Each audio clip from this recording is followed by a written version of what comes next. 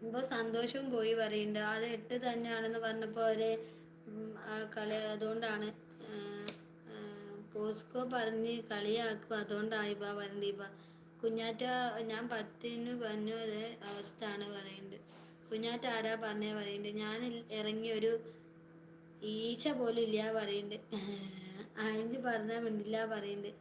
Class വായിച്ച് മാത്രമേ ചെറുതുള്ളൂ, കയ്യിലിരിപ്പ് വലുതാണ്. കുഞ്ഞാറ്റ കുഞ്ഞാറ്റ അടി വേണോ?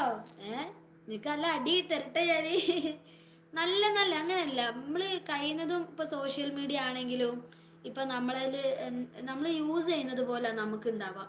അപ്പം നമ്മൾ എന്ത് ചെയ്യുക, യൂസ് ചെയ്യുന്നതിനൊക്കെ ഒരു ലിമിറ്റ് കാര്യങ്ങളൊക്കെ കൊടുക്കുക. പിന്നെ പഠിക്കുന്ന സമയത്ത് നന്നായി പഠിക്കുക. ഞാൻ വരണ്ടാന്നൊന്നും ഒരിക്കലും പറയില്ല. പിന്നെ എന്താ വെച്ചാൽ നിങ്ങളെ പേഴ്സണൽ കാര്യങ്ങളാണ്, അതൊക്കെ നമുക്ക് ഇഷ്ടമാണ്. കുട്ടികളാണെങ്കിൽ ആരായാലും പിന്നെ എന്താ പറയുക, അവനവന് ശരിയെന്ന് തോന്നുന്ന കാര്യങ്ങൾ ചെയ്യുക. നല്ല നല്ല സുഹൃത്തുക്കൾ, നല്ല നല്ല ബന്ധങ്ങൾ.